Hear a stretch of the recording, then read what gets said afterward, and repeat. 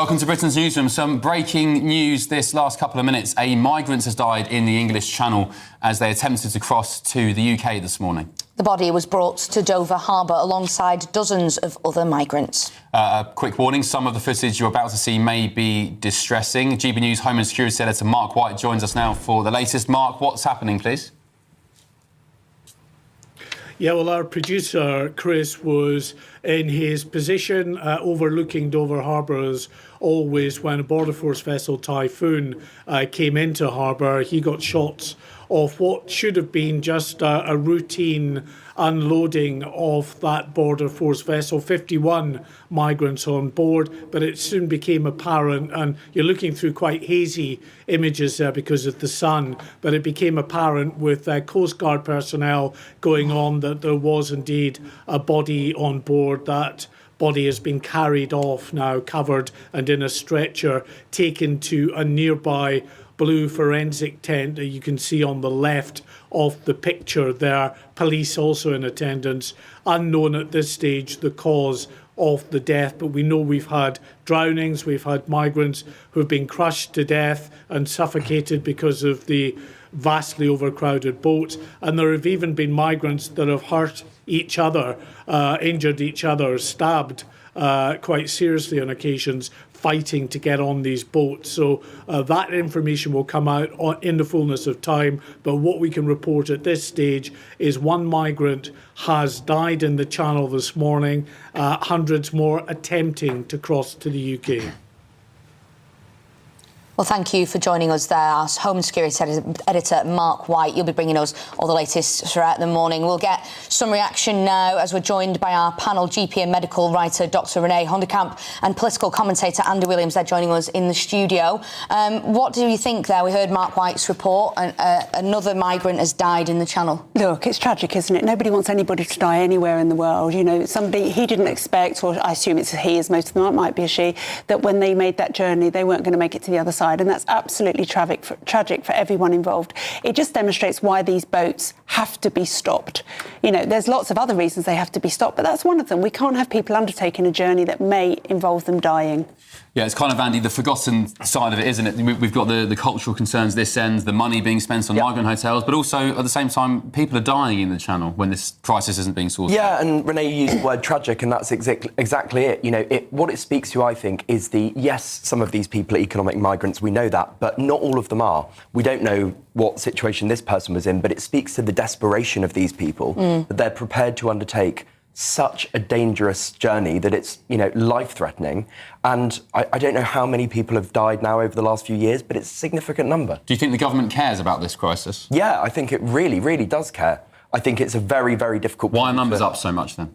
Because it's a really difficult problem to resolve, and it's something that has been, you know, those numbers have gone up and up and up over the last 10, 15 years. You know, it was a disaster under the Tories. I think Labour's making progress, not least in terms of the relationship that it's building with France. How are they making if numbers are up 40%, how are they making progress? Because I think they're making progress towards finding something that will be more like a solution. But in the short term, they were never going to come in and wave a magic wand. Well, they were, because if they hadn't have come in and cancelled the Rwanda scheme, which you may say didn't work...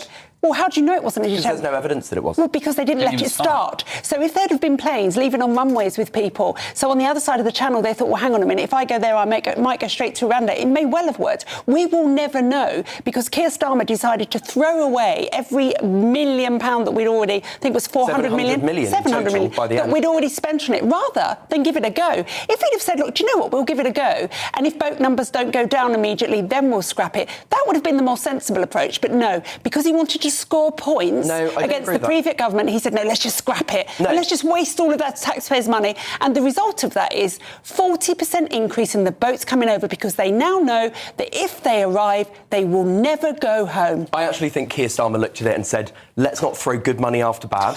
Sometimes you just have to cut your losses. That money was not wasted by the Labour government. That money was wasted by Rishi Sunak, who, by the way, gave an interview the other week where he said, I wish I'd never said stop the boats. I mean, Well, he's changed the rhetoric, hasn't he? Yeah. He's saying smash the gangs. But do you think he's had any kind of success? Because when you look at the figures, it doesn't really look like he's had much. No, I think clearly it's not made an impact yet. But I do think it looks like particularly in terms of coming towards an agreement with France, I do think there's... What, the one in, one out agreement? Yeah. Because you know what, need to thin out my wardrobe.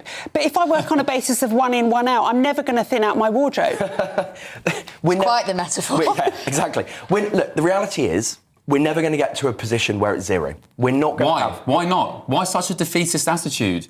It's not defeatist, it's realistic. Australia It's not did. realistic. It's not unrealistic at all. Australia, and I hear the argument that it's a different body of water and so on and so on. Completely different. It's not remotely comparable. The boats back under the UN Convention of the Law of the Seas. I think it's Article 46. If you can declare a national emergency and you turn the boats back, that doesn't mean attaching some ragged rope to a vessel and making them sink. They transport them into very seaworthy lifeboat-style vessels and they turn them back. And if it's not back to France, it's to some offshore processing site. Can you please tell me where is the landmass that's 20 miles off the coast of Australia? Well, what difference does that make? It makes it easier. Difference. Well, surely it makes it easier. Easier to what? Because there's a smaller body of water that has to be policed and these boats turn back, Andy. It's a shorter journey. Yes. And there's more people wanting to So we come just over here. have our boats patrolling that water, and when they set off from France, as Ben says, they're picked up and taken back. This is why we need a proper agreement with France where they play their part, because we know we've given France 500 million or something. I'm sick of hearing about France and our partners in Europe. That's absolutely the interest of the United Kingdom. I don't care what France does or what agreement. We gave them £500 million a year, and do you know what they were doing? They were sinking sambucas down at the Working Men's Club when they're meant to be patrolling the beaches of Calais. They're a joke. The France don't like us. Europe, I must say, is very bitter towards the UK after voting for Brexit. Why are we relying on the French to secure our own borders? It's a joke, Andy. Of course we're relying on the French because they're coming from France. So we're relying on the French to secure our own borders. We're not what relying... a joke. I mean, all our brave sailors from back in the day would have been absolutely rolling in their graves. We're not relying on the French, but it's just a fact of life that they are coming from France. So, of course, we have to... Ben, people like you who say this, who say, let's not cooperate with France, like, that is the problem. We have to cooperate with France. I'm not saying don't cooperate. I'm just saying that you cannot rely on the French they don't to like us, we secure can't rely on them, borders. don't trust us. Like, actually, diplomacy is quite important. And the best thing that Keir Starmer's made a ton of mistakes since he became Prime Minister, but the best thing he has done is he has rebuilt our relationships with our key allies across the world. He's managed the relationship with Trump as well as anybody could. And he's restoring our reputation that was trashed over the last few years. Wow, that's amazing. Meanwhile, small boat migrants are up 40% year on year. Yeah, short term. Well done. We've had 9 months. Like, let's see where How we long are. do you want? Well, these problems cannot be resolved overnight. They're complicated. They're difficult. Labour promised to decrease the hotels. They've increased them. They've opened more. The only people benefiting from that are the migrants that arrive and get put into hotels and the hoteliers who are now making billions from hotels that usually would have been empty. Yep. Those are the people that are laughing. The taxpayer is crying because just on Friday alone last week, I think it cost £28 million a year to house those people that arrived on those days. That's my money. I didn't consent to these people being in hotels. I would rather my single-parent mothers who are living in multi-occupancy houses had those hotel rooms, frankly. Right, Dr. Renee, Andy, we're going to have to leave it there. Very complex issue. We have got some stories to talk to you about, but we'll have to do that in the next hour now.